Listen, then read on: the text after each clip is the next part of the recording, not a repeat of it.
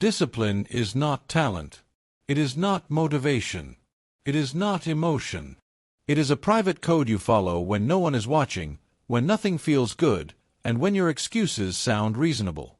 The people who become unbreakable are not stronger because life was easier on them. They are stronger because they stopped negotiating with weakness. This audiobook is about the internal rules that turn pain into power, setbacks into fuel, and inconsistency into a standard that does not bend.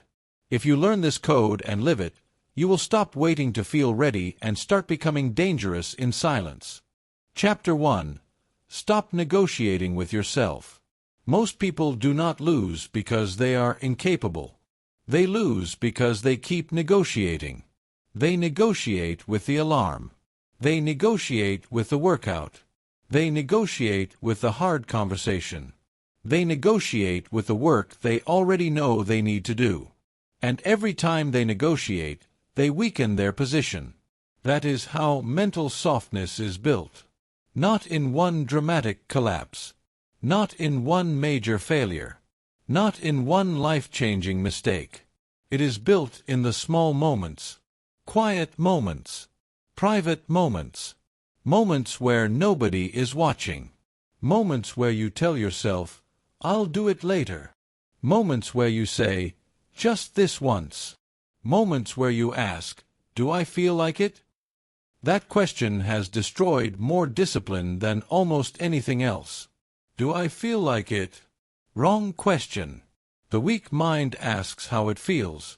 The disciplined mind asks what must be done. That's the difference. That's the key. Mental toughness begins the moment you stop treating responsibility like a conversation. It is not a conversation. It is a command. You said you would do it, so you do it. No debate. No delay. No escape. Say that again. No debate. No delay. No escape. You have a choice. You can build a life based on mood, or you can build a life based on standards. If you build your life on mood, you will always be unstable. Because mood changes. Energy changes. Emotion changes. Confidence changes. Comfort changes. But standards do not need to change. That is why standards are power. The person who wakes up early only when inspired stays fragile. They are always one bad night, one bad mood, one bad excuse away from falling apart. But the person who wakes up early as a rule becomes stable. Not because waking up early is magic. Not because suffering makes them special. But because they removed the negotiation. They already decided. And once the decision is made, life gets simpler. This is what high performers understand. Athletes understand it. Soldiers understand it. Founders understand it. Serious people in every field understand it. They do not waste energy redeciding basic standards every day. They do not wake up and ask, "Should I train today?" They train. They do not ask, "Should I study today?" They study. They do not ask, "Should I stay disciplined today?" They stay disciplined. Why? Because repeated decisions drain you. Repeated negotiations weaken you. Repeated excuses train you. Every debate with yourself costs something. Every inner argument steals force. And if you do that all day long, you end the day mentally exhausted before you have even done the real work. That's why the disciplined mind is efficient. It reduces decision fatigue by removing unnecessary choice. You have a choice in the beginning. Then you remove the choice later. That is what grown discipline looks like. You choose your standards once. Then you obey them many times. That's the key. The real danger is not the big excuse. The real danger is the tiny one. 5 more minutes. I'll start tomorrow. I'm not in the mood. I deserve a break. Today was stressful. I'll make up for it later. Listen carefully. Every one of those sentences sounds harmless. That is why they are dangerous. Weakness rarely arrives screaming. It arrives sounding reasonable. That's why so many people never catch it. They think self-betrayal is dramatic. It isn't. It is subtle. It is repetitive. It is quiet. It begins in tiny conversations. And every time you say, later, you train weakness. Every time you say, now, you train command. Read that again in your mind. Every time you say, later, you train weakness. Every time you say, now, you train command. You are always in training. Always. You are either training yourself to act, or training yourself to avoid. Training yourself to follow through, or training yourself to fold. Training yourself to become trustworthy, or training yourself to become unreliable. And here is a hard truth. Your biggest problem is not laziness. It's self-negotiation. It's not about motivation, it's about obedience. It's not about emotion, it's about execution. It's not about talent, it's about standards. You don't need their permission. You don't need the perfect mood. You don't need the right soundtrack, the right weather, the right burst of confidence, or the right week to begin. You need to stop debating with your lower self. That voice in your head that wants comfort now and pain later? That voice is expensive. That voice will steal years from you. That voice will smile while it weakens you. Do not treat every inner voice equally. Some thoughts deserve to be ignored. If the thought is leading you away from your standard, it is not wisdom. It is sabotage. You have a choice. You can obey your comfort, or you can obey your code. And make no mistake, whatever you obey repeatedly becomes your master. If you obey comfort, comfort will own you. If you obey discipline, discipline will free you. That sounds backwards to weak people. They think discipline is a prison. It is not. Undisciplined living is the prison. Undisciplined living makes you dependent on emotion. Dependent on approval. Dependent on perfect timing. Dependent on ideal conditions. Discipline removes that dependency. Discipline gives you access to yourself on demand. That is freedom. Real freedom is not doing whatever you feel like doing. Real freedom is being able to do what matters even when you do not feel like doing it. That's the key. So what do you do with this? You stop leaving your standards undefined. You make them concrete. Not vague. Not emotional. Not optional. Concrete. Wake up at this time. Train at this hour. Read this amount. Write this page count. Make this call. Finish this task before this deadline. Specific standards leave less room for weakness to hide. A weak mind loves ambiguity. I'll do it sometime. I'll start soon. I'll try. I'll be better. That language is soft. That language leaks power. Disciplined language is different. I start at 6. I train for 40 minutes. I finish before noon. I keep my word. Your life changes when your standards stop asking for permission. That sentence matters. Your life changes when your standards stop asking for permission. Because once your standards become law, your excuses lose status. And that is where self-respect begins. Understand this clearly. Confidence is not built by hype. Confidence is not built by positive quotes. Confidence is not built by telling yourself you are powerful. Confidence is built when you watch yourself do hard things consistently. You begin to trust yourself when your actions become predictable. When you say, I'll do it, and then you do it. That sounds simple. It is simple, but it is not easy. And that is exactly why it changes people. The average person is constantly teaching themselves that their own word means very little. They make promises and break them. Set goals and delay them. Create plans and ignore them. Then they wonder why they feel weak inside. because they are watching themselves become unreliable. You cannot build inner strength while constantly disappointing yourself. You cannot become mentally tough while treating your own standards like suggestions. You have a choice. You can continue living like every task is up for discussion. Or you can decide that from this point forward, your word is final. No debate. No delay. No escape. When the alarm rings, move. When the task appears, start. When resistance rises, continue.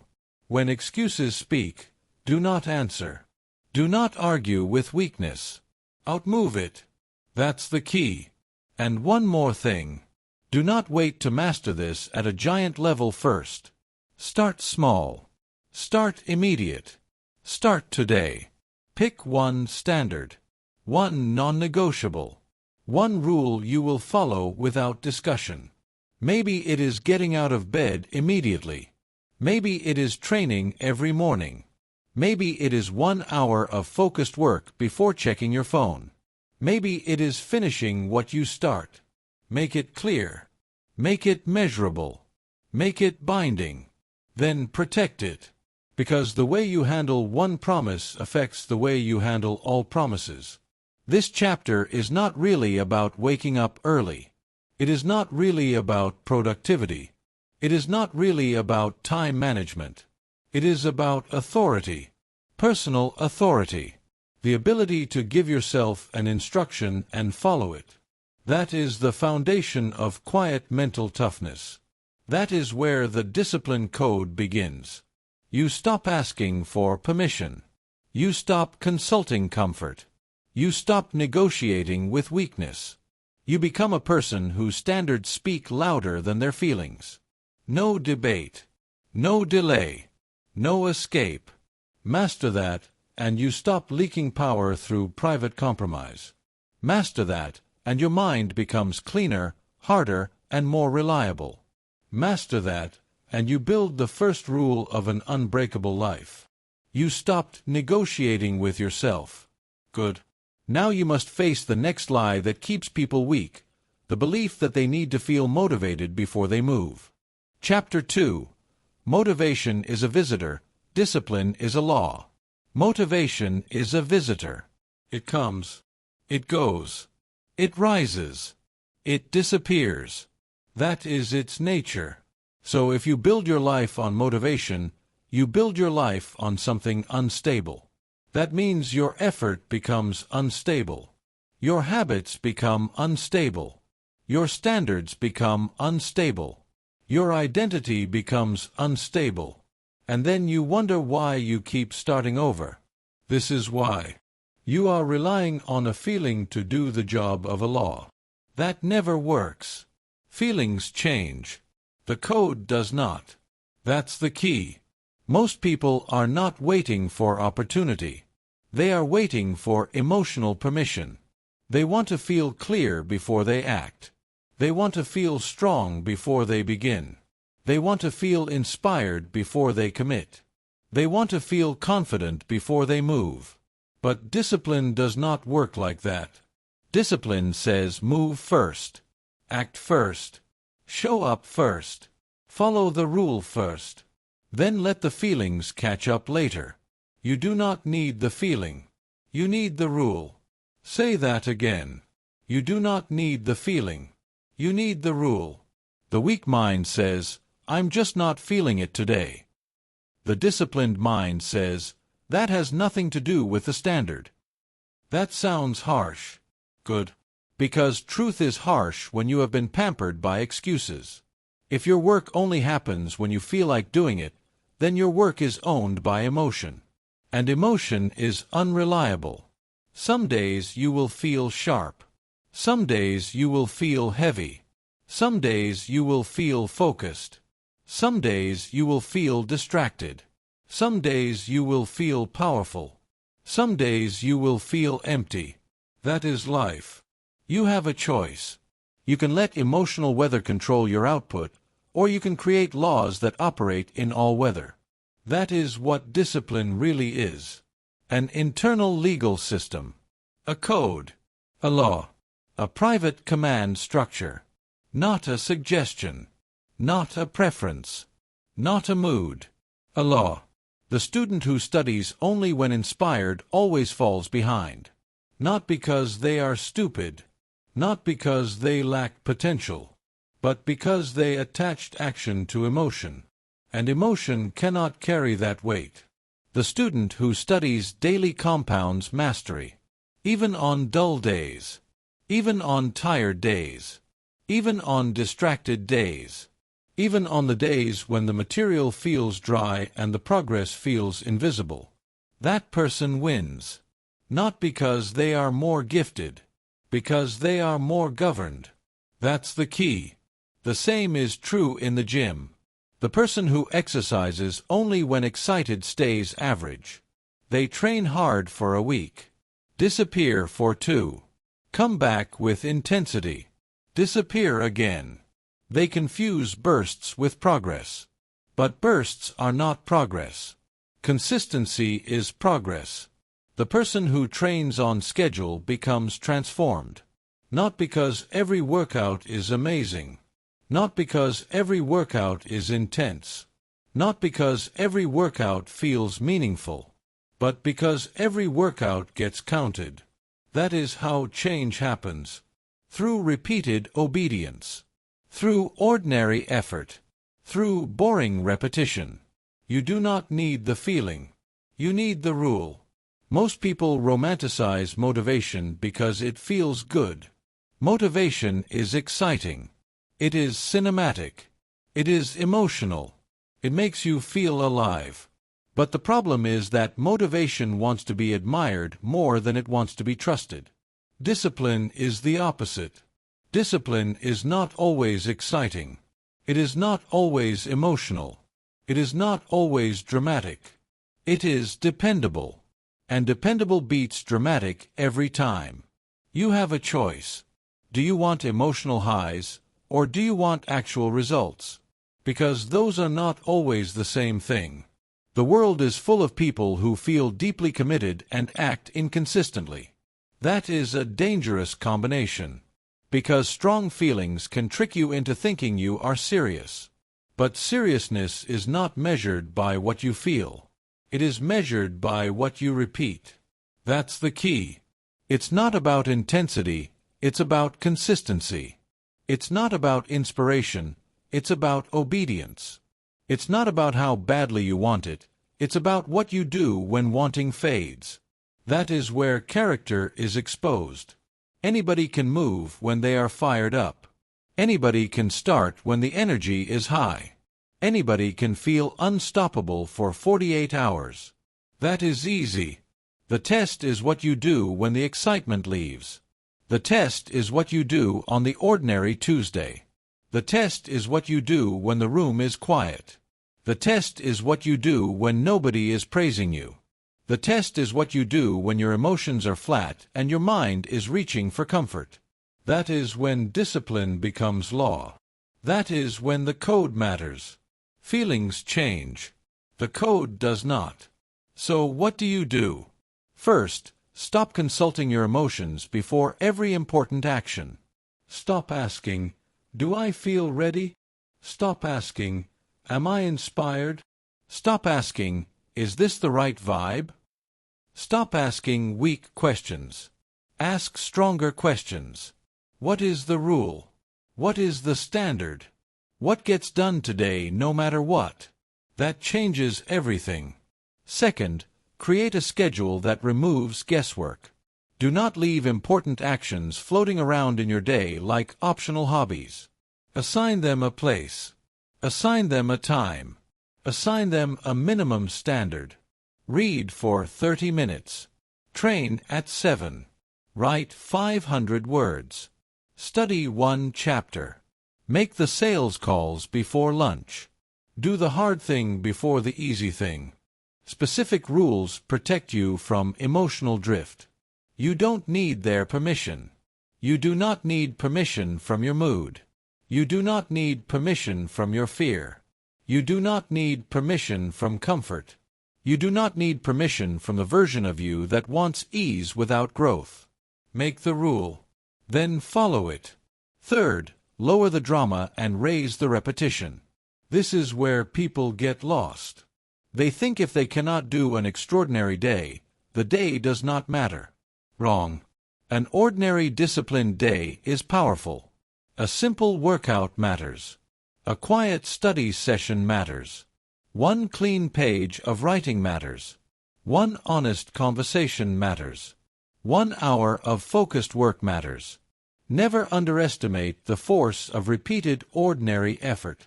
Great lives are not built by rare emotional peaks. They are built by repeated disciplined days. That's the key. Fourth, prepare for low-feeling days in advance. Because they are coming. Do not act surprised when motivation leaves. Expect it. Plan for it. Train for it. Decide now what you will do on the days when you feel nothing. Maybe you shorten the workout, but you still show up. Maybe you study fewer pages, but you still sit down. Maybe you write badly, but you still write. Maybe you move slower, but you still move. Why? Because keeping the rule matters more than performing perfectly. Perfection is not the goal. Continuity is the goal. You have a choice. Break the chain because today feels off, or protect the chain because the code matters. Choose carefully, because the person you become is hidden inside that decision. Every time you act without waiting to feel perfect, you get stronger.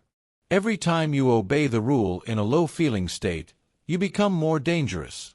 Every time you prove that emotion does not control your output, you reclaim authority. That is mental toughness, not emotional intensity. Authority, self-government, the ability to continue under imperfect internal conditions. That is rare. That is powerful. And that is trainable. One more truth. Motivation is not evil. It is useful. Enjoy it when it comes. Use it when it arrives. Let it give you momentum. But never depend on it. Never make it your engine. Because when motivation becomes your master, inconsistency becomes your lifestyle. Discipline must be the engine. Motivation can be a bonus. That is the proper order. Feelings change. The code does not. When you understand that, your life gets cleaner. You stop panicking when you do not feel inspired. You stop glorifying emotional highs. You stop making excuses sound spiritual. You stop waiting for a better mood to save you. You save yourself with structure. You save yourself with law. You save yourself by becoming a person who does what must be done whether the internal weather is sunny or storming. That is the second rule of the discipline code. You do not need the feeling. You need the rule. Live that way long enough, and your emotions lose the power to jerk your life in random directions. Live that way long enough, and your standards become stronger than your impulses. Live that way long enough, and you stop being a person who starts with passion and ends in disappointment. You become a person who finishes. And once you stop depending on motivation, you are finally ready for the next level of strength. Because now you can face discomfort without running from it.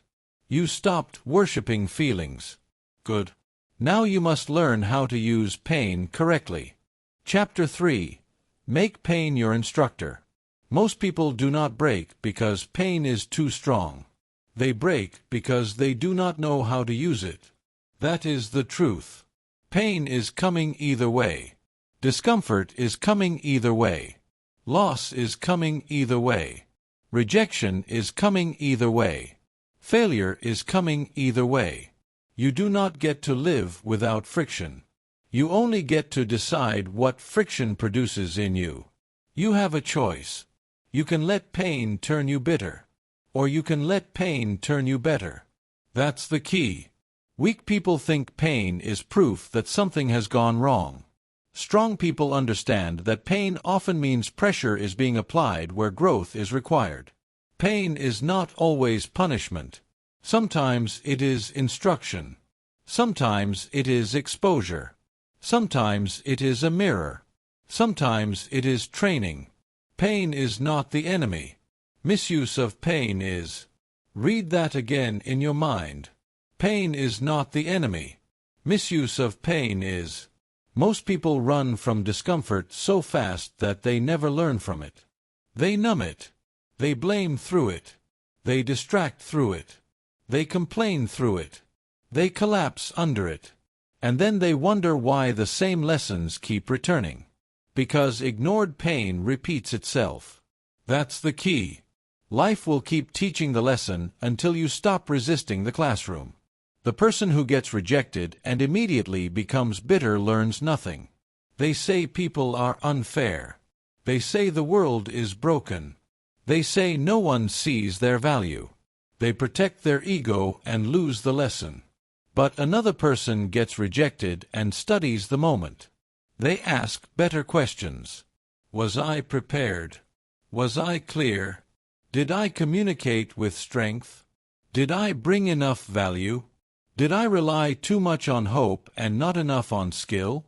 That person uses pain correctly.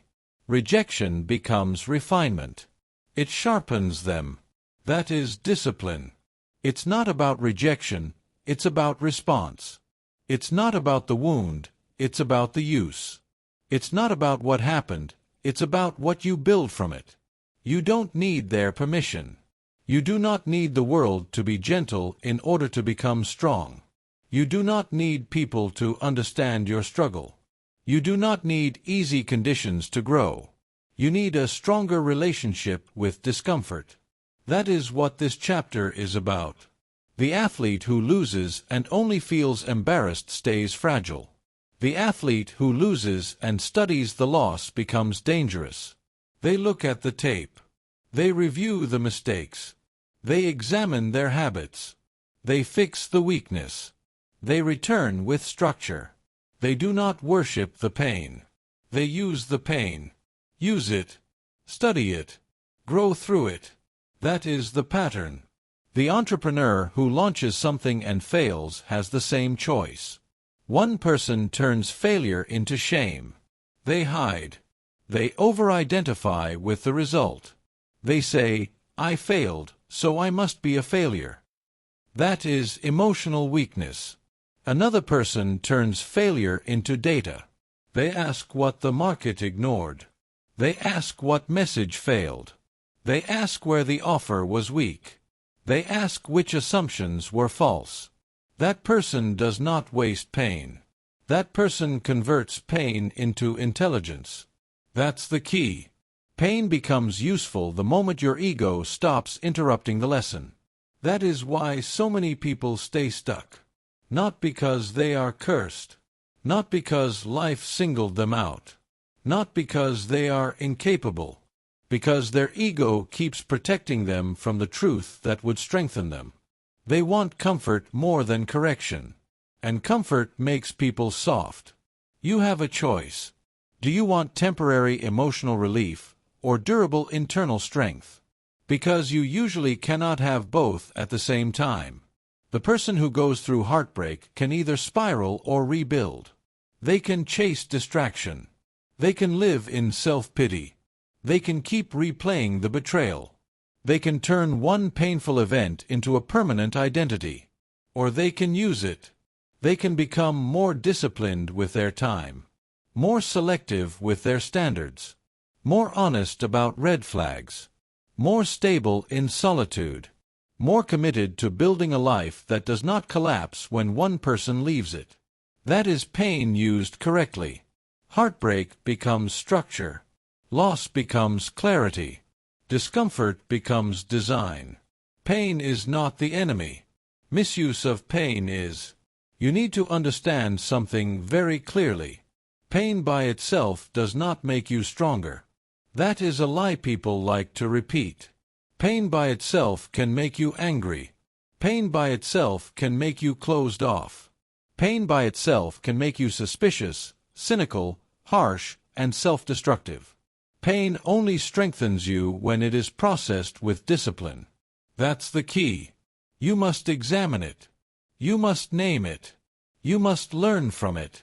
You must put it to work. Otherwise, pain just sits inside you and rots your thinking. So what do you do when discomfort shows up? First, stop asking the weakest question in the world. Why is this happening to me? That question usually leads nowhere useful. It keeps you passive. It keeps you emotional. It keeps you focused on fairness instead of responsibility. Ask a better question. What is this building in me? That is a power question. What is this exposing in me? What weakness is this revealing? What habit must change now? What skill must improve now? What standard was missing here? That question turns pain into instruction. Second, stay in the moment long enough to learn from it. Most people rush to escape discomfort before understanding it. Bad move. Sit down with it. Not forever. Not dramatically. Not like a victim. Like a student. Write it down. Review the event. Identify the error. Separate facts from feelings. Extract the lesson. What happened? What was under your control? What was not? What will you repeat? What will you never repeat again? Use it. Study it. Grow through it. Third, translate pain into a behavioral correction. This matters. If the lesson stays abstract, your life does not change. If rejection taught you that your communication is weak, then practice speaking clearly. If failure taught you that your preparation was sloppy, then prepare harder. If heartbreak taught you that your life had no structure, then create structure.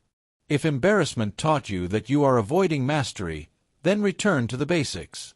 Pain must become policy. That's the key. Not a speech. Not a quote. Not a dramatic promise. A policy.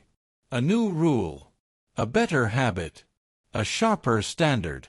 Otherwise, you are just having emotional experiences and calling it growth.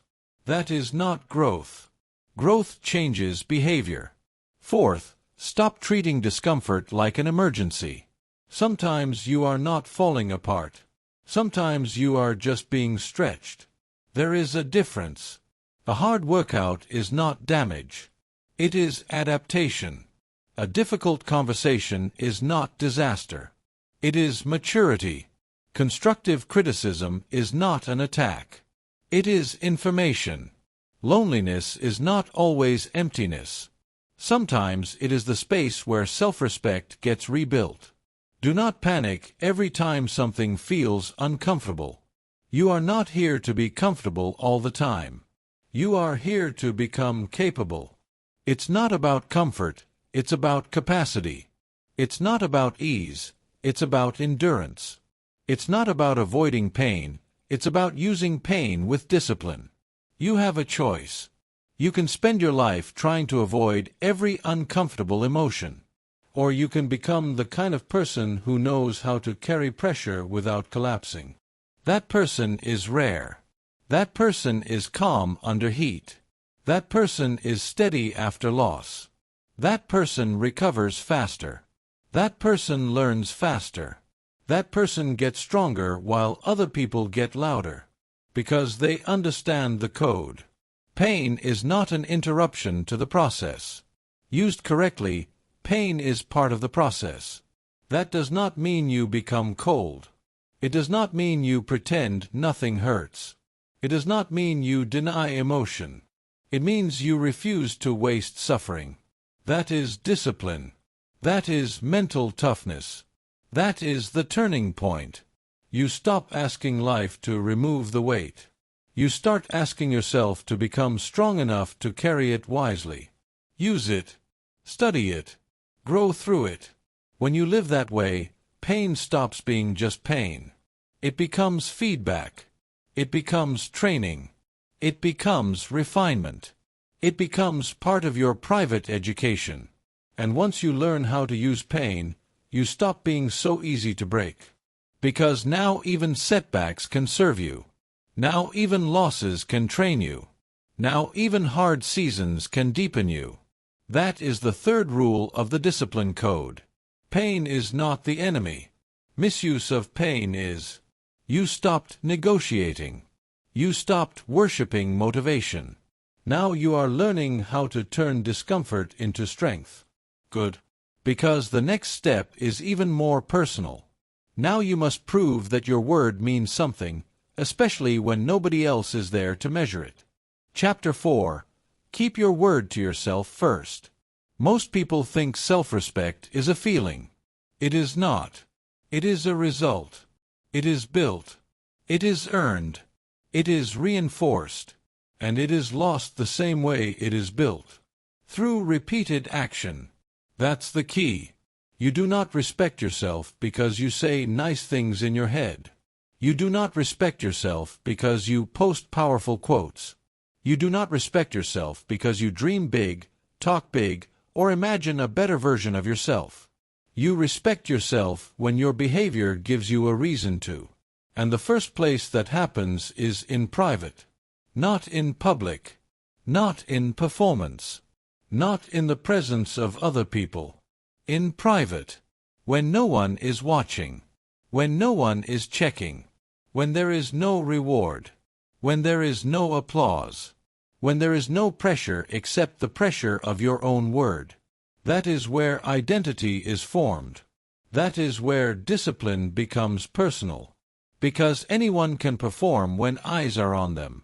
But who are you when only you know what you promised? That is the real question. You have a choice. You can keep treating your private commitments like suggestions. Or you can decide that your word means something, even in silence. That's the key. Every kept promise builds identity. Read that again in your mind. Every kept promise builds identity. Every time you say you will do something and then you do it, even at a small level, you send a message to yourself. I can trust me. That message matters more than most people understand. Because discipline is not built on hype. It is built on trust. And if you do not trust yourself, discipline will collapse under pressure. Think about it. You tell yourself you will wake up earlier. You hit snooze. You tell yourself you will read 10 pages. You scroll instead. You tell yourself you will train for 20 minutes. You skip it. You tell yourself you will have the hard conversation. You avoid it. These moments look small. But they are not small. They are evidence. And your mind is always collecting evidence. That's the key. Your mind is always watching what you do. Not what you say. Not what you intend. Not what you wish. What you do. And when your actions repeatedly contradict your promises, something breaks. Self-trust breaks. Once that happens, you can still talk confidently. You can still make plans. You can still look ambitious from the outside. But inside, inside, there is doubt. Because you have trained yourself to expect non-compliance from your own mind. That is a dangerous place to live. The person who cannot trust themselves becomes emotionally unstable. They need constant external pushes. Constant reminders. Constant inspiration. Constant urgency. Why? Because they do not have internal credibility. They have not proven to themselves that their own word has weight. You trust yourself after evidence, not after affirmations. That sentence matters. You trust yourself after evidence, not after affirmations. This is where many people get it wrong. They try to think their way into confidence. They repeat positive phrases. They visualize success. They tell themselves they are capable. That is fine. But none of that replaces proof. Because the mind believes behavior more than language. If you tell yourself, I am disciplined, but keep quitting in private, your mind will reject the statement. And it should. Because it has contrary evidence. This is why tiny promises matter so much. Read 10 pages and do it. Train for 20 minutes and do it. Put the phone away for 1 hour and do it. Go to bed when you said you would and do it. Finish one focused block of work and do it. Do not underestimate the moral force of small completions. Tiny kept promises create internal credibility. Tiny broken promises create private erosion. That's the key. Erosion is the right word, because this usually does not happen in one giant collapse. It happens slowly. You break one promise, then another, then another. Soon, you start expecting yourself to disappoint you. That expectation becomes identity. Then when life gets hard, you do not rise with strength. You fold with familiarity. Not because you are weak by nature, because you trained weakness through repetition. You have a choice. You can keep making dramatic promises you never intend to keep, or you can build yourself through smaller promises you actually honor. That is how self-respect begins. Not through grand declarations, through precise obedience. You do not need their permission. You do not need anyone else to validate your effort. You do not need people to notice your private discipline for it to matter. You do not need praise for the pages you read, the walk you took, the workout you finished, the temptation you resisted, or the task you completed. It still counts. In fact, it counts more. Because private obedience builds public strength. Everything strong in you was first built where nobody could see it. That is true of character. That is true of confidence. That is true of reliability. That is true of discipline. So what must you do? First, stop making reckless promises to yourself. This is where people sabotage themselves. They make emotional vows at night and break them in the morning. They promise 2 hours of training, 4 hours of deep work, perfect nutrition, total life change, complete reinvention. Then they fail the plan and reinforce the identity of failure. Bad strategy. Do not promise what sounds impressive. Promise what you are willing to protect. That's the key. Your promise should challenge you, not entertain you. Second, make the promise measurable. Not vague. Not poetic. Not, I'll do better. Not, I'll try harder. Not, I'll be more focused. Weak promises produce weak follow-through. Use specifics. I will read 10 pages. I will train for 20 minutes. I will work without my phone from 8 to 9. I will write 500 words. I will take the walk. I will make the call.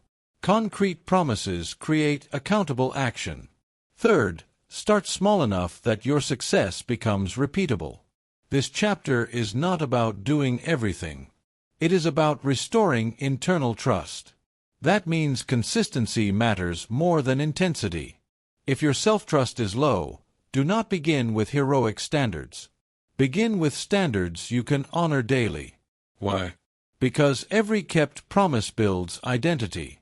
You are rebuilding a relationship with yourself. And relationships are repaired through consistency, not speeches. Fourth, once you make the promise, remove the option to debate it. You already learned this earlier in the discipline code. No debate. No delay. No escape.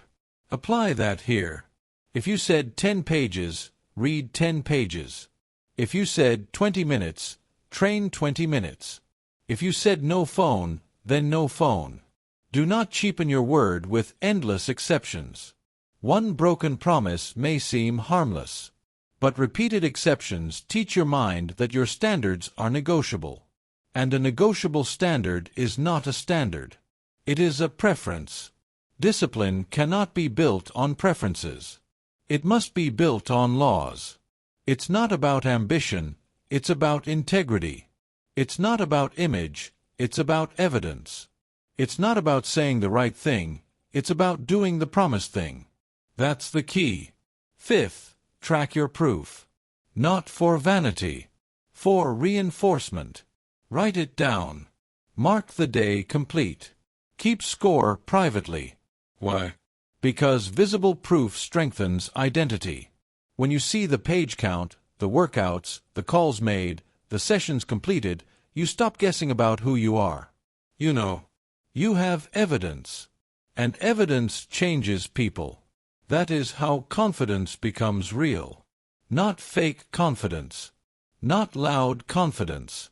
Not performative confidence. Quiet confidence. The kind that comes from knowing you follow through. That kind of confidence does not need to announce itself. It is stable. It is grounded. It is earned. You have a choice. Break your own trust again today. Or start becoming someone you can rely on. No one else can do that for you. No mentor can hand it to you. No book can inject it into you. No speech can substitute for it. You build it yourself. One kept promise at a time. This is why keeping your word to yourself comes first. Before public success. Before leadership. Before influence. Before growth at scale. Because if your private word means nothing, your public power will always be fragile. But if your private word becomes law, you become hard to shake. Then discipline is no longer something you try to perform. It becomes part of your character. Every kept promise builds identity. You trust yourself after evidence, not after affirmations. Live by that, and self-respect stops being a slogan. It becomes a structure. You stopped negotiating. You stopped depending on motivation. You learned to use pain. Now you are learning to trust yourself through action. Good. Because the next step is to make your standards so clear that weakness has nowhere left to hide. Chapter 5. Build standards so clear you cannot hide. Most people do not fail because they want the wrong things.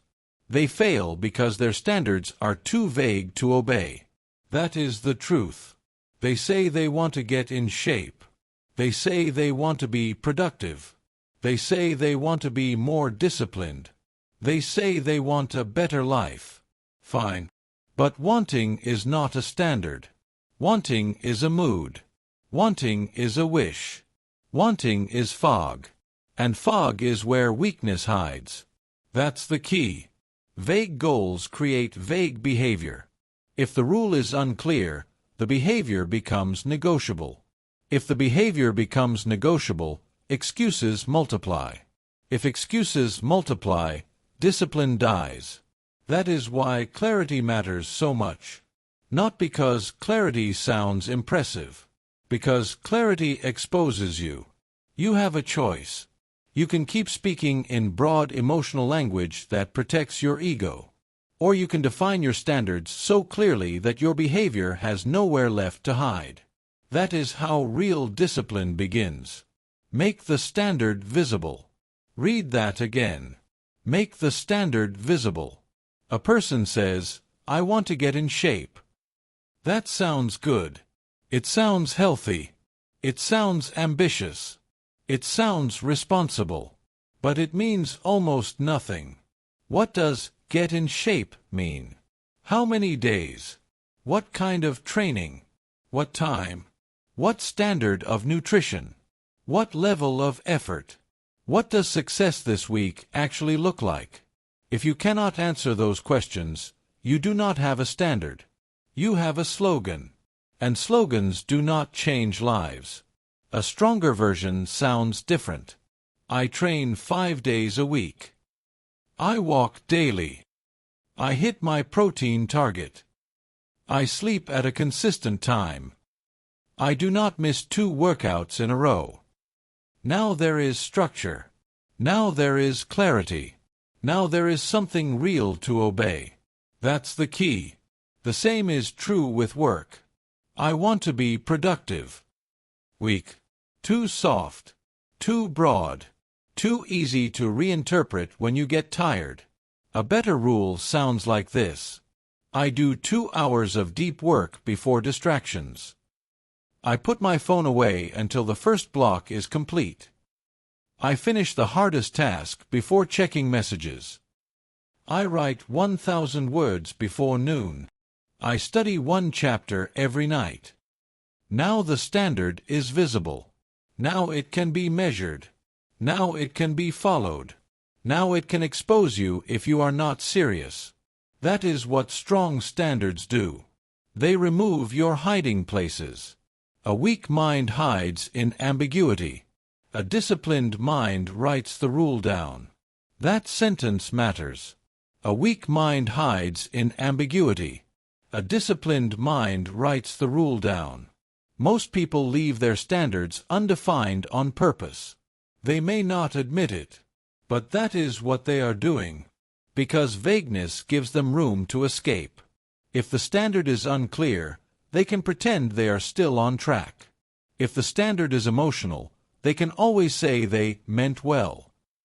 If the rule is unwritten, they can revise it in the moment to match their comfort. That is how people stay average for years. They keep changing the target so they never have to face the truth. You don't need their permission. You do not need permission to create stronger rules for your life. You do not need consensus. You do not need applause.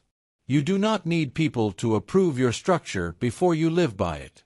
Write the rule. Follow the rule. Protect the rule. That is discipline. It's not about desire, it's about definition. It's not about intention, it's about instruction. It's not about dreaming bigger, it's about measuring better. That's the key. Clarity kills loopholes, and loopholes feed failure. Look at how people talk when they are not serious. I'll work on it later. I'll start soon. I'll try to eat better. I'll be more focused. I'll do my best. That language sounds harmless. It is not harmless.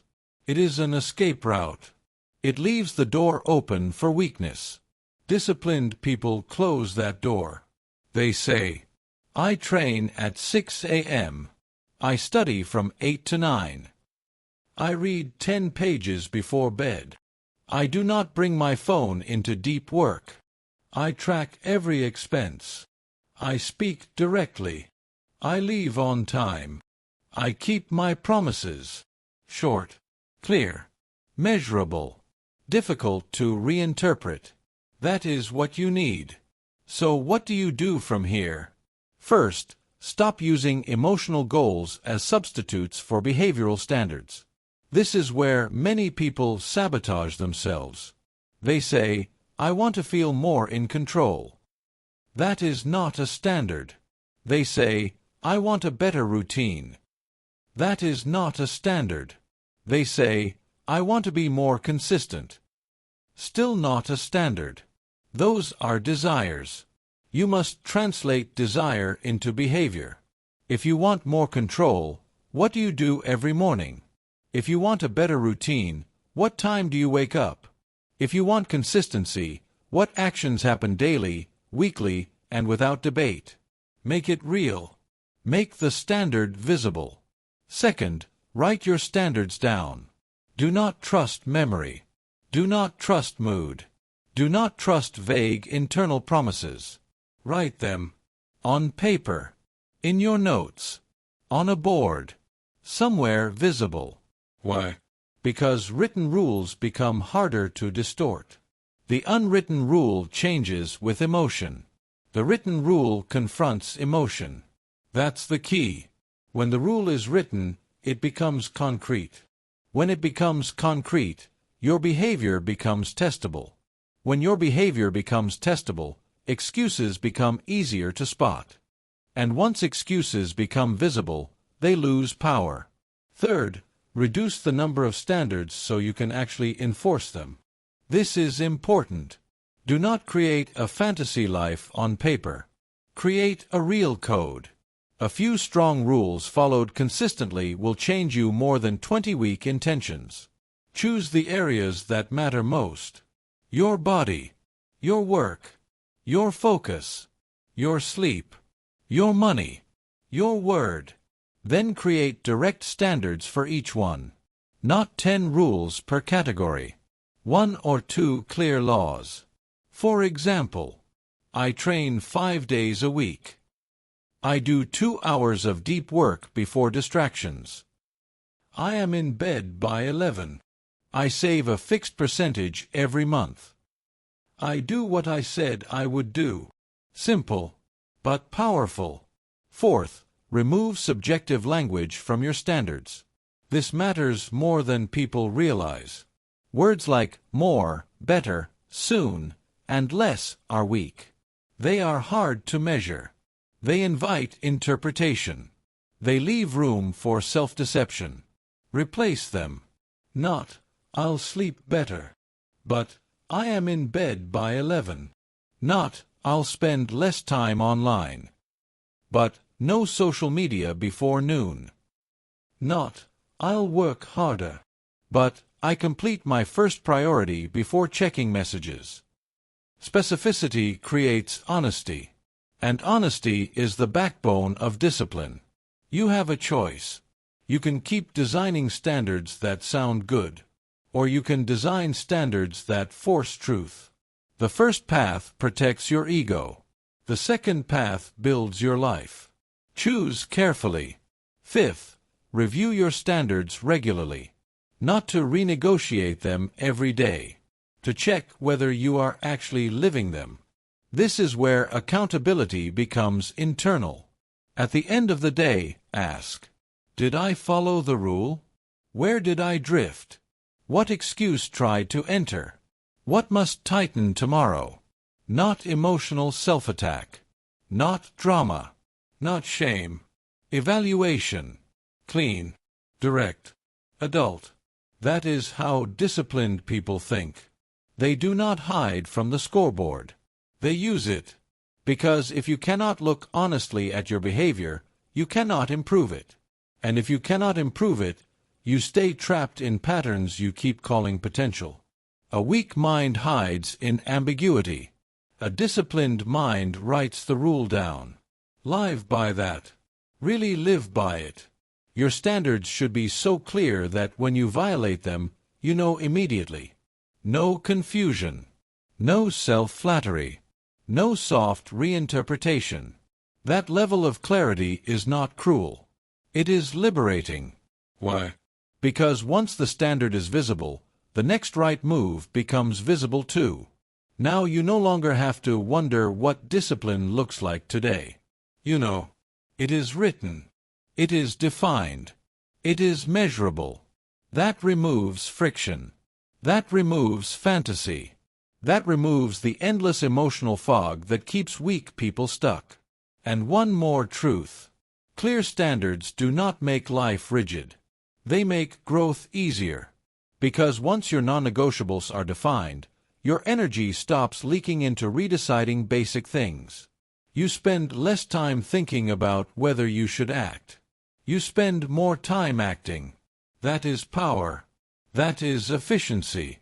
That is mental toughness with structure behind it. It's not about pressure, it's about precision. It's not about perfection, it's about visible standards. It's not about saying you care, it's about proving it through rules. That's the key. By now, the discipline code should be getting sharper inside you. You stopped negotiating with yourself. You stopped relying on motivation. You learned to use pain as instruction. You rebuilt self-trust through private follow-through. Now you are making your standards visible enough to expose weakness before weakness grows. Good. Because once your rules are clear, the next challenge is harder in a different way. Now you must learn to stay faithful to simple actions long after the excitement is gone. You made the standard visible. Now you must become strong enough to repeat it when it feels boring. Chapter 6. Let boredom harden you. Most people do not fail because they cannot start. They fail because they cannot repeat. That is the truth. They can attack once. They can push once. They can go hard for a week. They can make a dramatic promise. They can feel powerful in the beginning. But beginning is not mastery. Beginning is easy. Repetition is hard. That's the key. The real test of discipline is not intensity. It is repetition.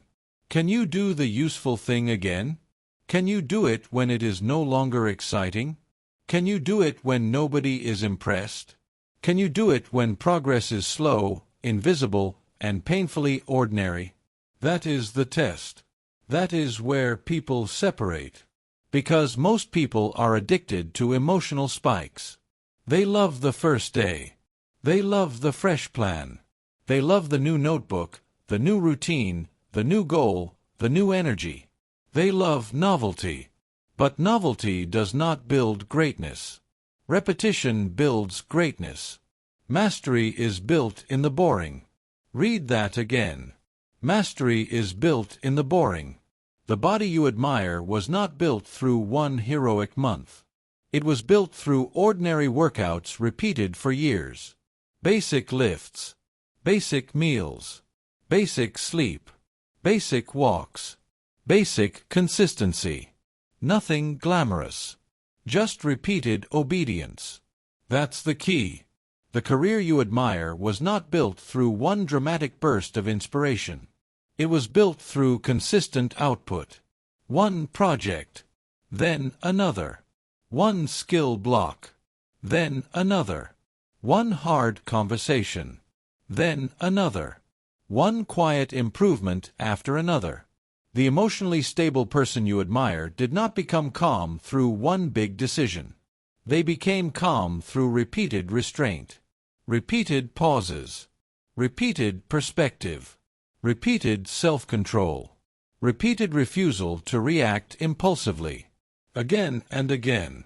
Day after day. Moment after moment. That is how strength is built. Not in the dramatic. In the repeated. You have a choice. You can keep chasing the feeling of a fresh start. Or you can learn to respect monotony. That is the turning point. Most people think boredom means something is wrong. They think boredom means the plan is no longer working. They think boredom means they need a new strategy. They think boredom means they are losing passion. They think boredom means they need more stimulation, more variety, more excitement. Wrong. Very often, boredom is not proof that something is wrong. It is proof that real work has begun. That's the key. When the routine stops entertaining you, it starts testing you. Now you are no longer being carried by novelty. Now you are no longer being dragged by excitement. Now it is just you and the standard. This is where weak people drift. Because they do not want results badly enough to endure repetition. They want stimulation more than they want transformation. They want excitement more than they want excellence. That is why they keep resetting their lives instead of building them. They keep changing plans, changing goals, changing identities, changing methods, changing because they are bored. But boredom is not a command to quit. Boredom is a condition to outlast. If you can stay steady in the boring, you become rare. That sentence matters. If you can stay steady in the boring, you become rare. Look at almost any field. Fitness, business, writing, parenting, leadership, emotional growth, financial discipline. The winners are not always the most gifted. They are the ones who can repeat the fundamentals without needing constant emotional reward. They can do the basics again, and again, and again. They can tolerate the plainness of mastery. That is what makes them dangerous. You don't need their permission. You do not need permission to live a repetitive life if the repetition is building something real. You do not need the world to find your habits interesting. You do not need applause for your consistency. You do not need novelty to justify your discipline. You need results. And results come from repetition. It's not about excitement, it's about endurance. It's not about novelty, it's about consistency. It's not about being entertained, it's about being transformed. That's the key. So what must you do? First, stop interpreting boredom as a reason to abandon the process. This is the first correction. When your workout feels repetitive, good. When your study routine feels plain, good. When your deep work block feels ordinary, good. When your sleep schedule feels unglamorous, good. That is not failure. That is structure doing its job. A system that works will often feel simple, and simple things repeated long enough become extraordinary. Second, stop upgrading your plan every time your emotions dip. This destroys momentum. People keep switching routines because switching feels productive. It is not. Often it is just disguised avoidance. A new routine lets you feel fresh without facing the hard truth that the old routine required patience. Be careful. Changing methods can become a drug. You feel smart because you are always adjusting. You feel engaged because you are always redesigning. But meanwhile, the real work remains undone. Stay with the basics long enough to let them work. That's the key. Third, create repetition on purpose. Do not leave consistency to chance. Schedule the same training window. Protect the same work block. Repeat the same core habits. Reduce unnecessary variety in the areas that matter most. Why? Because repetition lowers friction. And when friction is lower, compliance is easier. You want your standards to become familiar, automatic, almost boring. That is a sign of maturity. Not every important part of life should feel thrilling. Some parts should feel stable. Fourth, learn to take pride in ordinary completion. This matters more than people realize. Weak people are always waiting for a day that feels legendary. Disciplined people respect a day that simply gets done. Workout complete. Work block complete. Pages read. Food handled. Promises kept. Sleep protected. Nothing dramatic. Still powerful. That is how a strong life is built. One completed day stacked on another. You have a choice. Do you want to keep chasing dramatic highs and inconsistent output? Or do you want the kind of life that compounds because your habits are stable enough to survive boredom?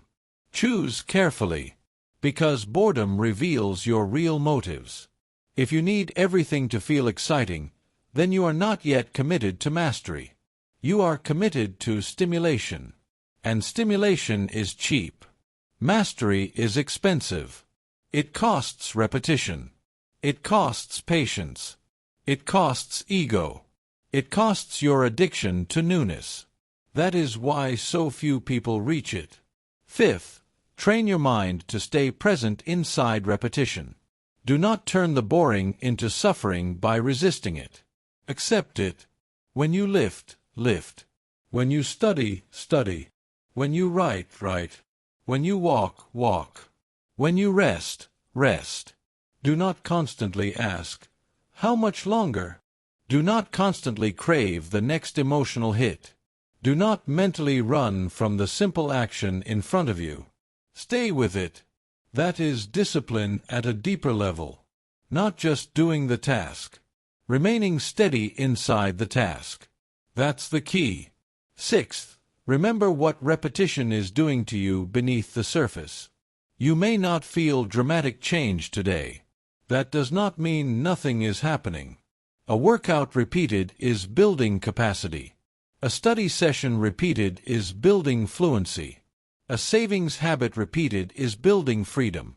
A restrained reaction repeated is building emotional control. A morning routine repeated is building identity. The change is often invisible before it becomes undeniable. That is why so many people quit too early. They mistake invisibility for ineffectiveness. Do not make that mistake. Trust the accumulation. Greatness is often quiet while it is being built. Mastery is built in the boring. One more truth. Boredom is a filter. It removes the unserious. Anyone can be excited at the start. Anyone can show up when the process feels fresh. Anyone can talk big when the path feels new. But when the work becomes repetitive, only the committed remain. That is why boredom has value. It exposes whether you love the outcome or just the feeling of beginning. If you can stay steady in the boring, you become rare. And rare people win differently. They are not fragile. They are not constantly restarting. They are not seduced by every new method. They are not dependent on excitement. They are anchored. That is the word. Anchored. They can do simple things for a long time. They can remain faithful without fanfare. They can honor the process after the emotion has left. That is quiet mental toughness. That is the discipline code in motion. You stopped negotiating. You stopped depending on motivation. You learned to use pain. You rebuilt self-trust. You made your standards visible. Now you are learning to stay with the repetition long enough for it to shape you. Good. Because once you can stay steady in the boring, you become much harder to distract. And that matters. Because the next threat to discipline is not always laziness. Sometimes it is noise. Sometimes it is the endless flood of distraction, comparison, and mental clutter that steals your attention before you even realize it. You learn to repeat what matters. Now you must protect the mind that repeats it. Chapter 7. Protect your mind from noise. Your mind is being trained every day. Not sometimes. Not accidentally. Every day. By what you watch. By what you read. By what you repeat. By what you tolerate. By what you scroll. By what you allow into your attention. That is the truth. Most people think discipline is only about forcing yourself to do hard things. That is incomplete. Discipline is also about refusing access to what weakens you. That's the key. Because scattered attention produces scattered identity. If your focus is broken all day, your standards will be broken too. If your mind is crowded all day, your decisions will be crowded too. If your attention belongs to everyone else, your future will belong to everyone else too. Read that again in your mind. What enters your mind enters your future. That sentence matters. What enters your mind enters your future. Most people do not lose the day in one dramatic moment. They lose it in fragments. One notification. One useless video. One comparison spiral. One distracted click. One random opinion. One unnecessary argument. One more glance at what everyone else is doing. By noon, their mind is no longer theirs. Their energy is scattered. Their emotions are hijacked. Their priorities are blurred. Their standards are weaker. And then they wonder why they cannot stay consistent. Because they are trying to build discipline on top of mental chaos. That never works. You have a choice. You can keep feeding your mind noise and then act surprised when your life feels disorganized. Or you can start guarding your attention like it actually matters. Because it does. That's the key. The person who wakes up and immediately opens notifications loses ownership of the morning. Before they even stand up mentally, someone else is already inside their head. A message. A headline. A demand. A comparison. A distraction. A manufactured urgency. Now their day begins in reaction. That is weakness. Not because phones are evil. Not because technology is the enemy. But because reactive attention destroys deliberate living. The person who begins the day with silence, planning, reading, training, or deep work does something different. They shape the day before the day shapes them. That is power. They do not hand the first hour of consciousness to randomness. They do not let the outside world set the internal tone. They decide what enters first. That is discipline. Protect the mind. Protect the standard. Protect the mission. Say it again. Protect the mind. Protect the standard. Protect the mission. What you consume is not neutral. That is another lie people tell themselves. They say, I'm just scrolling. I'm just watching. I'm just checking. I'm just passing time. No. You are rehearsing thought patterns. You are feeding emotions. You are normalizing standards. You are shaping desire. You are building your attention span or destroying it. What enters your mind enters your future. If you flood your mind with comparison, you will struggle to stay grounded. If you flood your mind with outrage, you will struggle to stay calm. If you flood your mind with cheap stimulation, you will struggle to stay focused on difficult work. If you flood your mind with the lives of other people, you will neglect the life that is actually yours to build. That's the key. You cannot build a powerful inner life while constantly consuming digital chaos. You cannot become mentally tough while your nervous system is being pulled in 10 directions every hour. You cannot become disciplined if your attention is always available for theft. Attention must be protected. Not occasionally. Daily. Deliberately. Aggressively. You don't need their permission. You do not need permission to be unavailable to noise. You do not need permission to log off. You do not need permission to leave messages unanswered for a while. You do not need permission to stop consuming what drains you.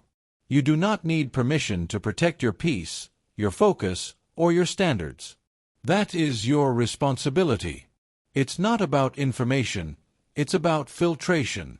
It's not about connection, it's about control. It's not about being updated, it's about being undisturbed enough to execute. That's the key. So what must you do? First, stop starting the day in reaction. This is the first correction. Do not begin the morning by checking what the world wants from you. Begin by remembering what you require from yourself. No notifications first.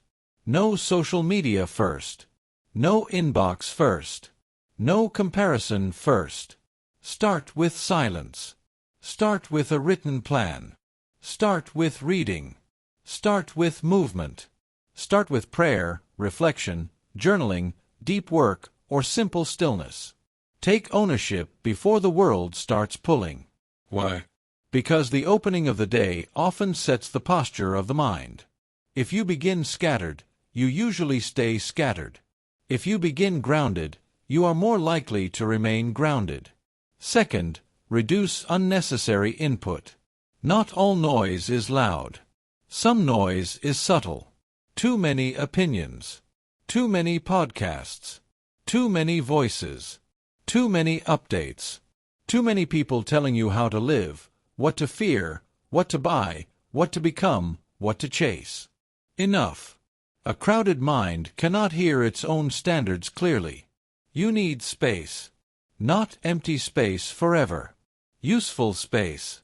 Silence. Single tasking. Moments without stimulation. Time where your mind is not being constantly fed. That is where clarity returns. Third, build walls around your focus. Weak people protect comfort. Strong people protect concentration. If you know your phone breaks your attention, remove it from the room. If you know certain accounts trigger comparison, unfollow them. If you know certain conversations drain purpose, shorten them. If you know constant news checking makes you anxious and ineffective, reduce it. Do not keep volunteering for environments that sabotage your standards. That is not bad luck. That is poor defense. Protect the mind. Protect the standard.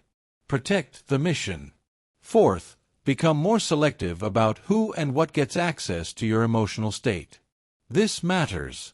Not everyone deserves immediate entry into your consciousness. Not every opinion deserves consideration. Not every trend deserves attention. Not every conflict deserves your energy. You have a choice.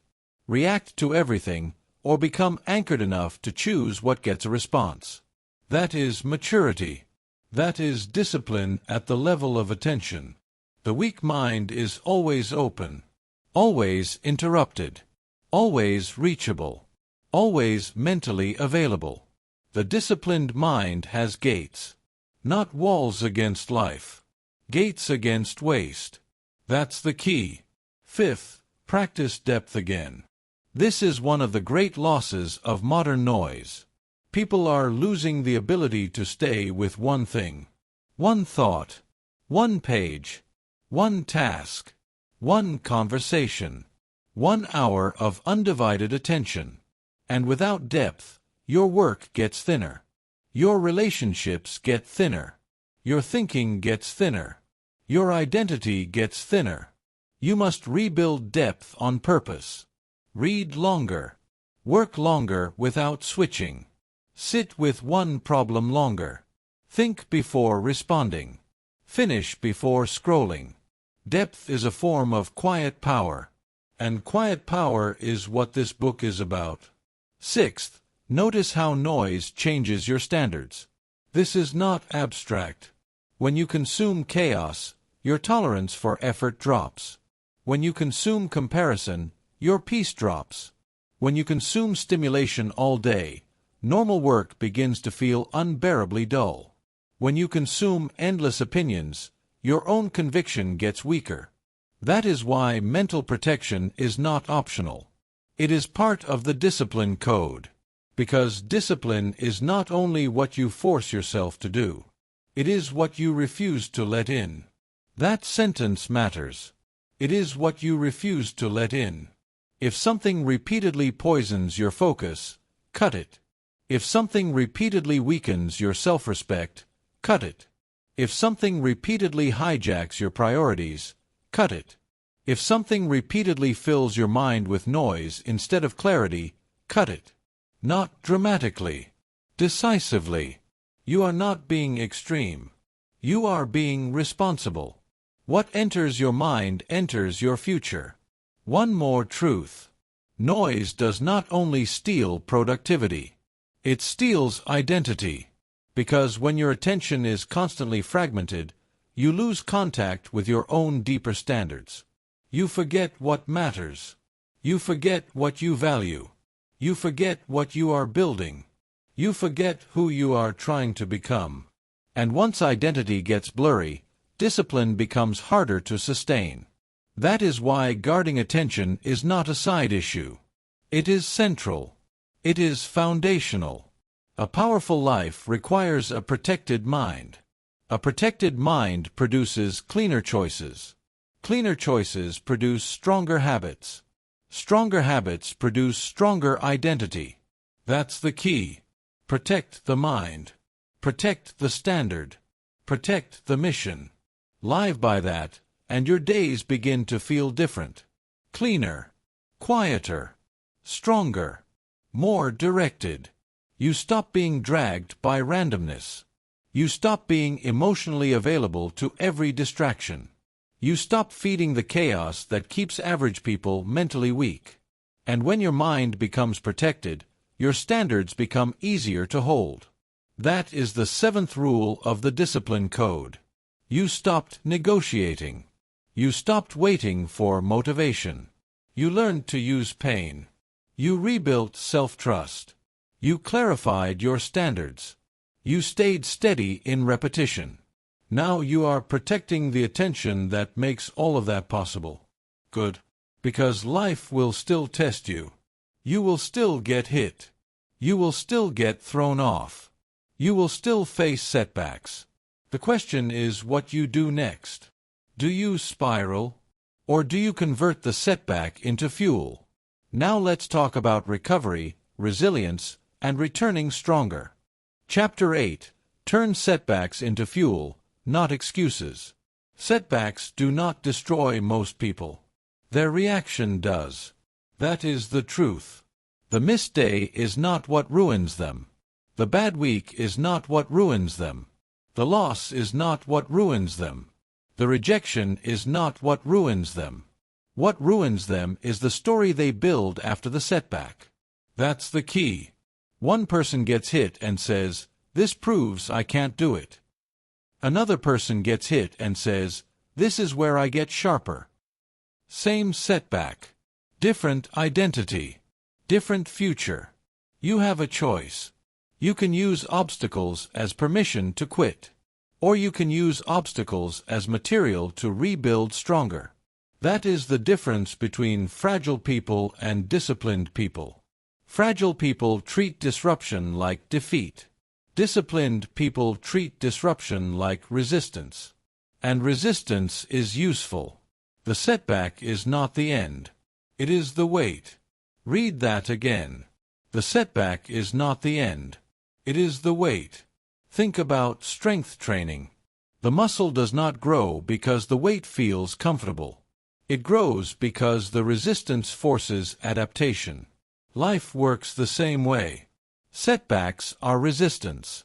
They expose where you are weak. They expose where you are sloppy. They expose where you are emotional. They expose where your standards are real and where they were only talk. That exposure is not punishment. It is information. That's the key. A missed workout is not the real problem. The real problem is the excuse chain that follows it. I already missed Monday. This week is off anyway. I'll restart next week. I've lost momentum now. No point doing half a week. That is how one miss becomes 6. That is how a small error becomes a full collapse. Not because the setback was powerful. Because the response was weak. Missing one workout does not justify missing the week. Read that again in your mind. Missing one workout does not justify missing the week. The same is true in business. You lose money on a launch. A deal falls through. A project fails. A client says no. A plan breaks. Now what? Weak people turn the event into identity. I failed. I'm bad at this. This proves I'm not made for it. Maybe this isn't for me. Wrong. A disciplined person studies the event, extracts the lesson, adjusts the strategy, and moves. They do not worship the mistake. They use the mistake. They do not build a home inside the setback. They pass through it with awareness. That is mental toughness. Reset fast. Return faster. That phrase matters. Reset fast. Return faster. A breakup can become the same kind of fork in the road. One person collapses into distraction, bitterness, self-abandonment, and chaos. Another person grieves honestly, then rebuilds structure. They train again. They sleep again. They clean up their routines. They reflect. They raise their standards. They become harder to shake. Same pain, different use. That's the key. It's not about the setback, it's about the response. It's not about perfection, it's about recovery. It's not about never falling, it's about refusing to stay down. That is the discipline code. Most people spiral because they think discipline requires perfection. So the moment they slip, they emotionally overreact. One bad meal becomes a cheat weekend. One distracted morning becomes a wasted day. One awkward failure becomes a full retreat. One embarrassing moment becomes an identity crisis. This is childish thinking. Discipline is not fragile. Your ego is fragile. Discipline is built for interruption. Discipline is built for hard seasons. Discipline is built for recovery. You do not need to be perfect. You need to be fast at returning. That's the key. What matters is not whether life knocks you off rhythm. Life will. What matters is how long you stay off rhythm. That is where character shows. You have a choice. You can turn one mistake into a permission slip for more weakness. Or you can turn one mistake into a moment of recommitment. Choose carefully. Because one path compounds collapse. The other compounds resilience. You don't need their permission. You do not need permission to restart today. You do not need permission to recover from embarrassment. You do not need permission to come back after failure. You do not need permission to be unfinished and still moving forward. Too many people wait to feel redeemed before they return. Bad strategy. Return first. Let the redemption come later. That's the key. So what must you do when a setback hits? First, interrupt the emotional spiral immediately. This is the first skill. Do not dramatize the event. Do not globalize the event. Do not turn one mistake into a statement about your whole life. Say the truth plainly. I missed the workout. The launch failed. I lost money. I got rejected. I handled that badly. This week went off track. Good. Now stay with the facts. Not the drama. Not the identity attack. Not the emotional performance. Facts create clarity. Drama creates paralysis. Second, close the gap between setback and response. This matters. The longer you wait to recover, the more power the setback gains in your mind. So shorten the distance. Missed the workout. Train tomorrow. Ate badly at lunch. Eat clean at dinner. Lost focus in the morning. Win the afternoon. Embarrassed yourself publicly.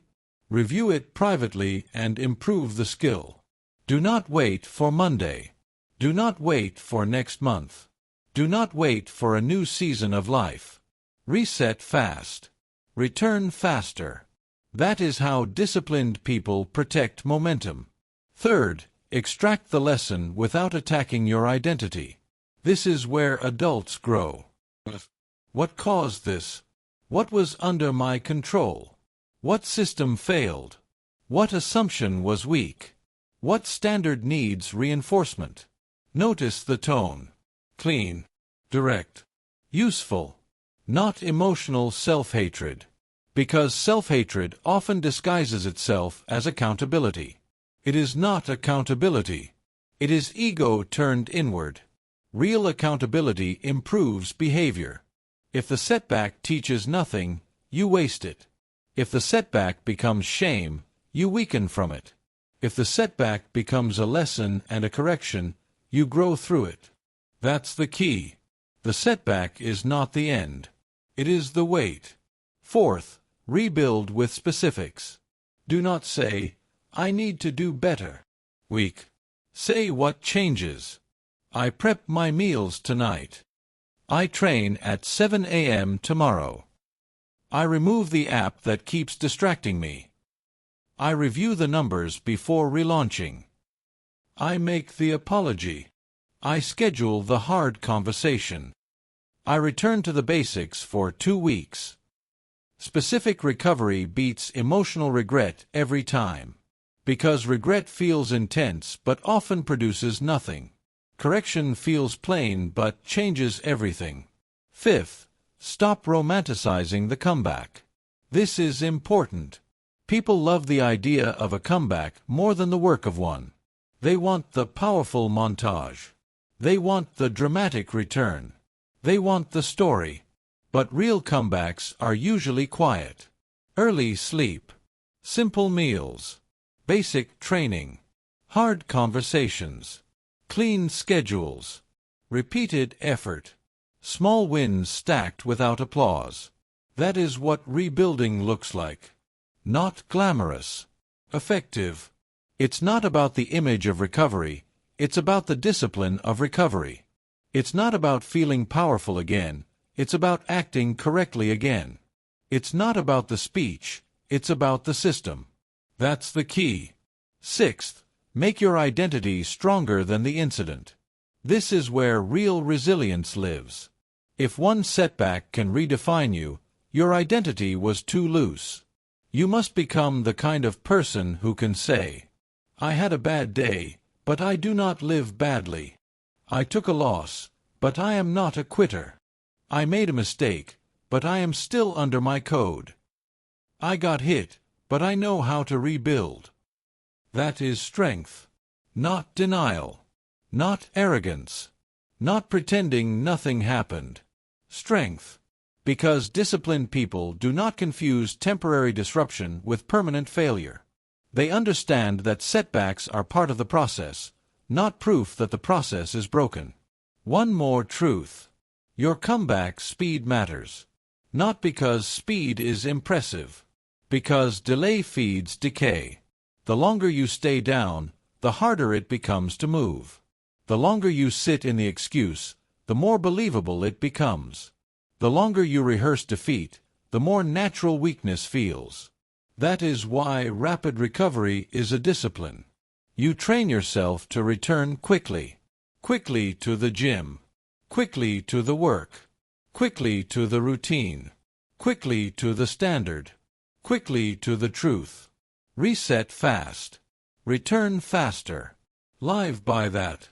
Because life is not going to remove obstacles for you. There will be losses. There will be errors. There will be humiliations. There will be seasons that punch you in the mouth. But disciplined people are not defined by clean paths. They are defined by strong returns. That is the 8th rule of the discipline code. The setback is not the end. It is the wait. You stopped negotiating. You stopped depending on motivation. You learned to use pain. You rebuilt trust. You clarified your standards. You got stronger through repetition. You protected your mind. Now you are learning how to recover without turning struggle into excuse. Good. Because the next level of discipline is quieter. Now that you know how to take hits and return stronger, you must learn how to build without needing attention, applause, or validation. You recovered your footing. Now you must learn to walk in silence. Chapter 9. Become dangerous in silence. Weak people love to announce. They announce the plan. They announce the comeback. They announce the routine. They announce the new mindset. They announce the new chapter of their life before they have survived the first difficult morning of it. That is the truth. They speak early because speaking gives them a feeling of progress. It feels powerful. It feels clean. It feels exciting. It feels like movement. But very often, it is counterfeit movement. That's the key. Talking can create the illusion of transformation before transformation has been earned. And once that illusion arrives, many people relax. Why? Because external validation gives them a reward before the work is done. A few likes. A little praise. A few people saying, "Proud of you." A few people noticing the intention. And now the ego is fed. But the body is not stronger. The skills are not sharper. The habits are not deeper.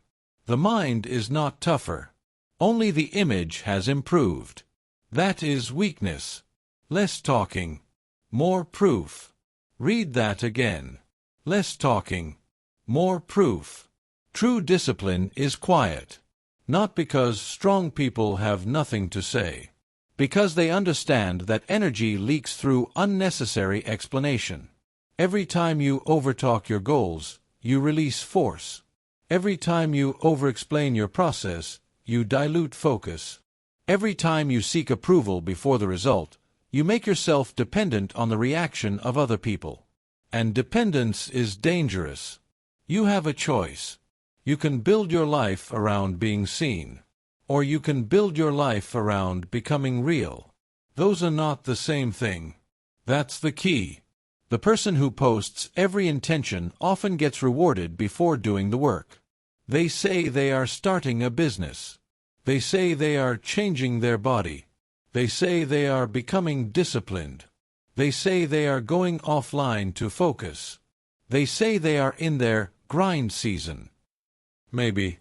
But maybe they are just performing the identity they wish they had. That happens every day. And the problem is not social media. The problem is the addiction to external approval. Because once approval becomes the fuel, silence starts to feel unbearable. That is how people become weak. They need to be seen trying. They need to be noticed improving. They need people to witness their effort so they can keep going. But the strongest people do something different. They disappear. They train. They study. They build. They work. They recover. They refine.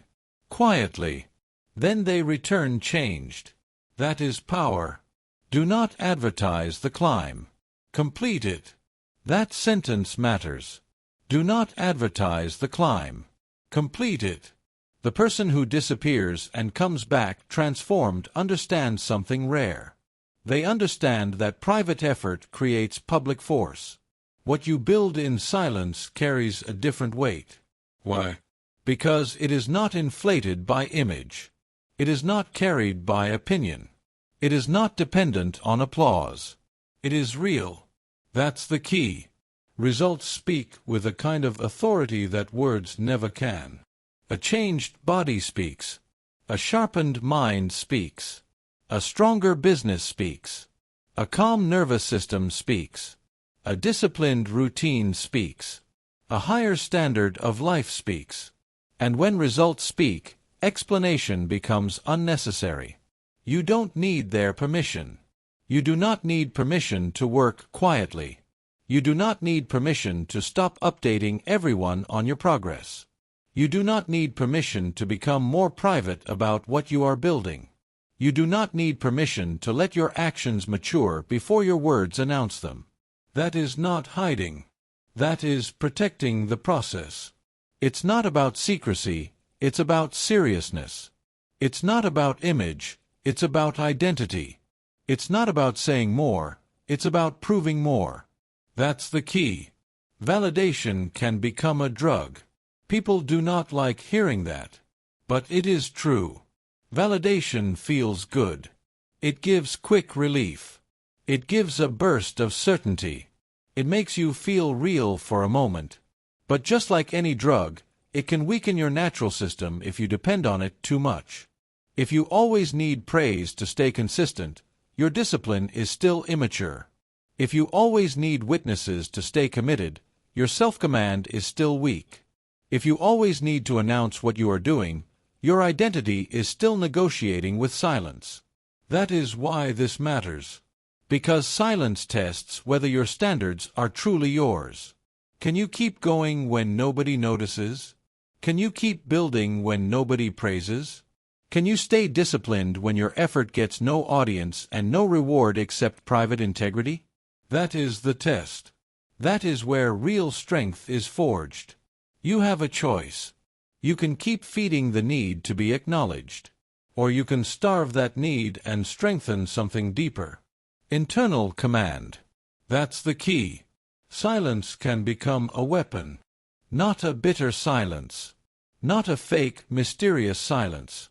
Not a performative, watch me disappear silence. Real silence. Focused silence. Working silence. Building silence. Mature silence. The kind of silence where you stop explaining and start executing. That kind of silence is powerful because it concentrates energy. No leaking. No peacocking. No emotional spending through constant talk. Just work. Just standards. Just repetition. Just proof accumulating where no one can interfere with it. So what must you do? First, stop announcing goals that have not yet become habits. This is the first correction. Do not tell everyone what you are about to become. Become it. Or at least begin quietly enough that the habit has roots before the world sees the leaves. Why? Because a spoken goal can produce emotional satisfaction without behavioral evidence. And once you get the satisfaction, urgency drops. Protect your urgency. Less talking. More proof. Second, stop explaining yourself to people who are not building your life. This matters. Many people drain their momentum by defending their choices to the wrong audience. Why are you waking up so early? Why are you not coming out? Why are you offline? Why are you training so hard? Why are you saying no to this? Why are you so focused lately? You do not owe endless explanations. You do not need their permission. A simple answer is enough. Or no answer at all. Because every extra explanation can reopen doubt. And doubt is expensive. Strong people are not rude. They are simply not available for unnecessary negotiation. Third, let your routine become more private. Not hidden from shame. Protected from interference. There is a difference. When something matters deeply, you do not expose it carelessly. You guard it. A fragile early routine needs privacy. A new discipline needs protection. A rebuilding season needs space. Too much outside commentary can weaken the process before it stabilizes.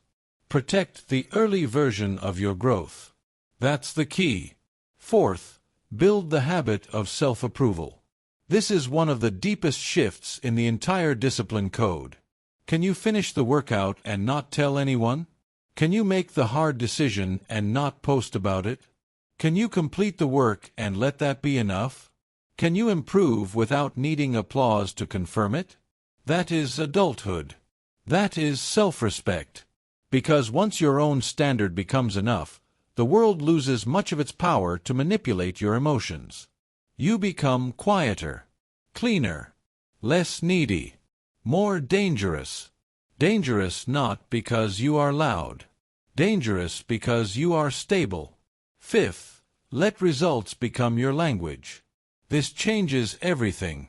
Instead of saying you are focused, be focused. Instead of saying you are disciplined, be disciplined. Instead of saying you are changing, change. Instead of saying you are committed, show commitment in repeated action. Words should trail behind evidence, not run ahead of it. Do not advertise the climb. Complete it. Sixth, notice who you become when no one is watching. That is the real you, not the version performing effort, not the version explaining values, not the version curating an image, the version in silence. What do you do there? How do you speak to yourself there? Do you keep the standard there? Do you stay with the process there? If yes, then your discipline is becoming real. If not, then do not fix the image. Fix the private behavior. That's the key. One more truth. Silence does not mean isolation. It does not mean you never ask for help. It does not mean you never share your work. It does not mean you never speak. It means you stop using speech as a substitute for effort. It means you stop seeking premature praise. It means you stop making your identity dependent on the reaction of others. It means you let your inner code become stronger than your appetite for approval. That is freedom. And freedom is quiet. When you live this way, your confidence changes. It stops being loud. It stops being performative. It stops trying to convince people. Because it no longer needs to. You know what you are doing. You know what you are building. You know what you have survived. You know what standards you hold in private. That knowledge is enough. That is the 9th rule of the discipline code. Less talking, more proof. You stopped negotiating. You stopped waiting for motivation. You learned to use pain. You rebuilt trust. You clarified your standards. You stayed steady in repetition. You protected your mind. You learned to recover fast. Now you are learning to build without applause. Good. Because the final step is the deepest one. At some point, discipline must stop being something you practice occasionally and become something you identify with completely. You became quieter. Now you must become irreversible. Chapter 10. Live by the code until it becomes you. At the highest level, discipline is no longer a tactic. It is no longer a trick. It is no longer a temporary challenge. It is no longer something you visit when life gets difficult. It becomes identity. That's the key. The strongest discipline in the world is the discipline that no longer depends on constant effort to begin. Why? Because it is no longer fighting to enter your life. It has become part of who you are. This is not what I do. This is who I am. Read that again. This is not what I do. This is who I am. Most people live too close to the language of trying. I'm trying to be consistent. I'm trying to be more focused. I'm trying to be disciplined. I'm trying to get my life together. That language sounds humble. Sometimes it is. But often it is also an escape hatch. Because trying leaves the door open. Trying says, maybe. Trying says, when convenient. Trying says, as long as conditions cooperate. Trying says, I would like to be that person, but I have not decided. That is the truth. A person who says, I am trying to be consistent, is still negotiating with identity. A person who says, I am a disciplined person, begins aligning behavior with that claim. Now the standard changes. Now missing the work feels out of character. Now breaking the rule feels false. Now drifting too far from the code creates friction, because identity is involved. That's the key. Identity-driven behavior outlasts temporary goals because it is rooted deeper. Goals can expire. Motivation can fade. Circumstances can shift. Emotions can crash. But identity has a different kind of force. Identity organizes behavior. You have a choice.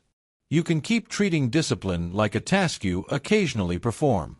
Or you can make discipline part of your self-concept. That is the final shift. This is not about pretending. It is not about saying impressive things in the mirror. It is not about building a fake image in your mind.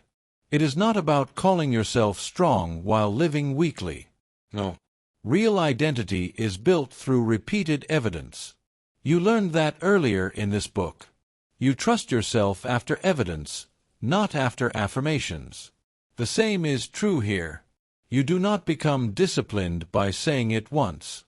You become disciplined by living the code so repeatedly that eventually your mind accepts it as truth. That is how identity is formed. Action, repetition, evidence, integration. Then one day it becomes natural to say, this is who I am. Not because you are performing confidence. Because you earned the statement. This is not what I do. This is who I am. That's the key. Elite performers in every field understand this. They live by codes. They live by principles. They live by personal laws. They do not wake up every morning and rebuild themselves from scratch. They do not renegotiate the fundamentals daily. They do not consult mood every hour. They operate from identity. The serious athlete does not say, I'm trying to train hard. They train. The serious builder does not say, I'm trying to become reliable. They keep their word. The serious leader does not say, I'm trying to be calm under pressure. They train themselves to remain composed. Why? Because the code has sunk below preference. It has become character. You don't need their permission. You do not need anyone else to certify your identity before you live by it. You do not need the world to agree that you are becoming stronger. You do not need applause to commit to a code. You do not need outside validation to internalize a higher standard. You decide. Then you prove it. That order matters. Decide first. Prove it next. Repeat until it becomes natural. That's the key. So what must you do if you want discipline to become identity? First, stop speaking about discipline like it is separate from you. Be careful with your language. Words matter because words reveal allegiance. If you constantly say, I'm bad at consistency, you strengthen that identity. If you constantly say, I've never been disciplined, you keep rehearsing weakness. If you constantly describe yourself as chaotic, lazy, distracted, or unreliable, do not act surprised when your behavior keeps matching the script. You must speak with honesty, yes. But honesty is not the same as permanent self-condemnation. Say something stronger. I am becoming a person who keeps the standard. I am a person who returns quickly. I do hard things without drama. I protect my mind. I live by rules, not moods. These are not empty affirmations when they are tied to action. They are identity instructions. Second, remove behaviors that openly contradict the person you claim to be. This matters. You cannot keep calling yourself disciplined while living in constant negotiation. You cannot call yourself focused while feeding endless distraction. You cannot call yourself resilient while treating every setback like a tragedy. You cannot call yourself strong while still needing everyone to approve your climb. At some point, the contradictions must be cut. Cleanly, decisively, without ceremony. It's not about image, it's about alignment. It's not about what sounds true, it's about what becomes true through repetition. It's not about fantasy, it's about identity backed by proof. That's the key. Third, link every major area of life back to the code. This is where the whole audiobook becomes one system. No negotiation. No dependence on motivation. Pain as teacher. Promises kept in private. Standards made visible. Repetition respected. Attention protected. Setbacks used as fuel. Silence chosen over performance. These are not random lessons. They are one code. One internal operating system. One way of living. When you see that clearly, discipline stops feeling scattered. Now every chapter reinforces the others. You keep your word because you do not negotiate. You do not negotiate because your standards are clear. You can keep the standards because you do not depend on motivation. You can survive low motivation because you know pain and boredom are part of the process. You can stay in the process because you protect your mind from noise. You can recover from disruption because setbacks no longer own you. You can build deeply because you do not need applause. That is a system. That is what makes it powerful. Fourth, stop making identity conditional. This is a trap. I'll call myself disciplined once I've been consistent for 6 months. I'll see myself as strong once I've proven enough. I'll believe I'm focused once I never slip. No. Identity is not granted at the end. It is chosen at the beginning and strengthened in the middle. You choose the code now. Then you live into it. You have a choice. Wait until you feel worthy of a stronger identity. Or adopt the code and start behaving in a way that makes the identity real. The second path is the only one that changes lives. Fifth, expect resistance when you change. Because once you begin living by a stronger code, parts of your old self will fight back. Old habits. Old excuses. Old relationships with comfort. Old emotional patterns. Old definitions of who you are. Let them fight. Do not be surprised by resistance. Transformation does not happen without friction. The old identity will try to survive. But it only survives if you keep feeding it. Starve it. Feed the code instead. Every early wake-up feeds the code. Every workout feeds the code. Every honest conversation feeds the code. Every protected focus block feeds the code.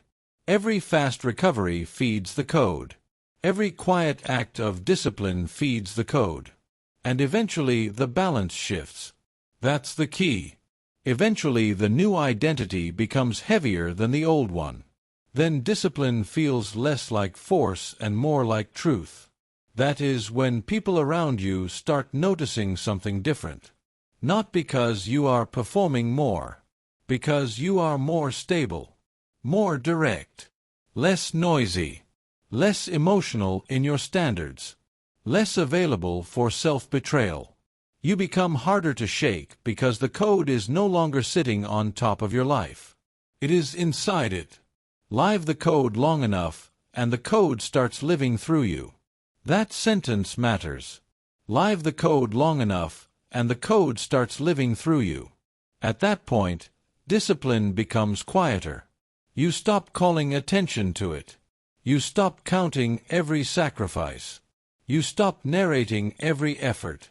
You stop treating basic standards like heroic events. Why? Because this is just how you live now. This is who you are. You get up. You do the work. You tell the truth. You keep your word. You protect your mind. You return when hit. You move without permission. You build in silence. You stay with the code. No drama. Just identity. That is the final form of quiet mental toughness. Not loud intensity. Integrated strength. One more truth. You will still be tested. Even now. Even at this level. There will still be mornings where comfort calls. There will still be days where distraction tempts. There will still be setbacks, losses, boredom, noise, and fatigue. But now the question is different. It is no longer, can I be disciplined today? Now the question is, will I act like who I said I am? That is a stronger question. That is an identity question. And identity questions create stronger answers. This is not what I do. This is who I am. Live by that. Let it tighten your choices. Let it sharpen your standards. Let it clean up your habits. Let it simplify your life. Because once discipline becomes identity, you stop needing to force every move. The code carries you. That is the 10th rule of the discipline code. Live the code long enough, and the code starts living through you. You stopped negotiating. You stopped worshiping motivation. You learned to use pain. You rebuilt trust through private action. You made your standards visible. You let boredom harden you. You protected your mind. You turned setbacks into fuel. You became dangerous in silence. Now you have done the deepest work of all. You have turned discipline into identity. And once that happens, quiet mental toughness is no longer something you chase. It becomes the way you live. Discipline is the code. It is the private law that decides whether you rise or stay weak. It is the rule you follow when you are tired, distracted, discouraged, overlooked, rejected, and tested. It is how you keep your word when no one claps. It is how you move when motivation disappears. It is how you turn pain into instruction, boredom into mastery, and setbacks into fuel. This is what unbreakable people understand. Strength is not built in comfort, and confidence is not built in talk. It is built in repetition. It is built in standards. It is built in silence. So from this moment forward, stop negotiating. Stop waiting. Stop explaining. Build your rules. Keep your promises. Protect your focus. Reset fast when you fail, and return harder than before. The challenge is simple. For the next 30 days, live by one code. Do what you said you would do every single day, whether you feel like it or not. Prove it in silence. Then watch who you become.